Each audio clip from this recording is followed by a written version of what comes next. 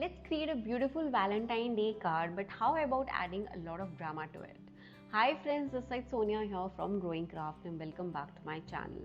So today we are going to make a beautiful Valentine Day card, but before that do not forget to subscribe to our channel. Now in this tutorial you will be learning about how to do the fussy cutting work, how to add the layerings to your cards, and this is just one of the ways. In the same pattern you can make beautiful mixed media layouts, you can do scrapbooking layouts, you can even do your beautiful journaling. So here I am done with one of the fussy cut, and likewise I am going to add a lot of flowers and leaves to it. Now whenever I choose my fussy cutting work, I make sure I pick it all of them from the same pattern paper pack. There are times when I mix and match, but for this particular one I was very sure what I wanted.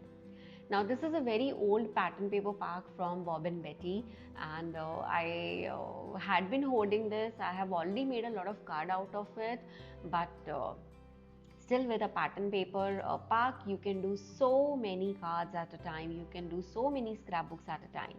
So usually I prefer to buy big size 12 by 12 scrapbook pattern paper so that I can use this. Now I will be doing a lot of fussy cutting here, which I did off camera for sure. Now this is one of the papers which I beautifully love, like this is so gorgeous, and I'm going to use this. Now to give it a distressed look, I'm going to use my Tim Holtz tool and I will be de-stressing the edges of this one. So I would like to share one of the very fun incident. I did a Valentine Day card and I had done the de-stressing on the edges, and one of the clients said, "Oh, why this card is so old? You are giving me such an old card." I was like, "No, this is a brand new one, but it has been de-stressed." And she did not understand what the de-stress is, and that was a little fun. So coming back to my card making here, I have used a beautiful subtle color so that I can highlight my card and my embellishments and my fussy cutting. If you are liking this, let me know in the comment section please. So adding my 3D foam to give a layering to it.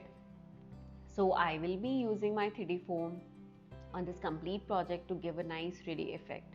Now if you are running out of your 3D glue, you can use your cardboard, you can do DIY cardboard crafts with this and you will be so amazed to see the results. But I personally like using 3D foams because they are more sturdier than any of the cardboard pieces, and I love adding a lot of liquid adhesive to it to give a little more strength.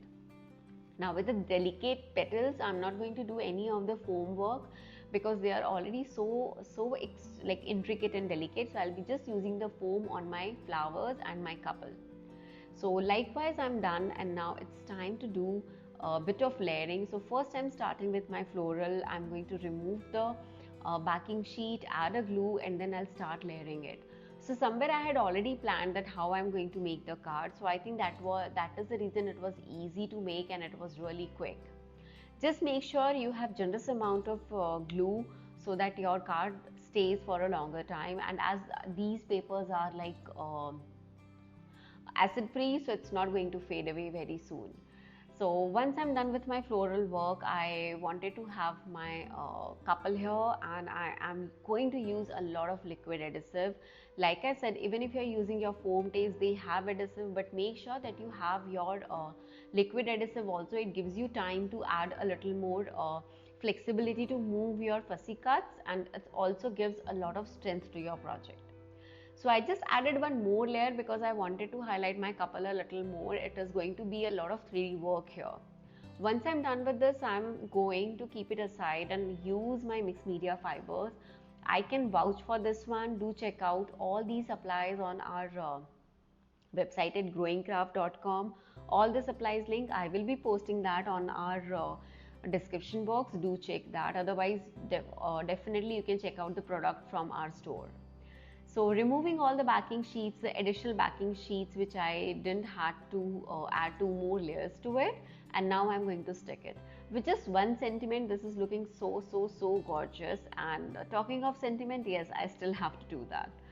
Now once this is done, I am going to stick my leaves, and I'm just adding a tinge of glue on the stem and I'm going to stick it with my mixed media fiber. I know the video is not doing justice to it, so do check out the video pictures at the end of this tutorial. This card is looking absolutely gorgeous and I love this pattern paper and this looks beautiful. Giving a little more detail here, I am adding my dotted line pattern. I absolutely love this, and this is such a shabby chic beautiful card. Handmade cards are amazing, and this was like super easy and super quick to make.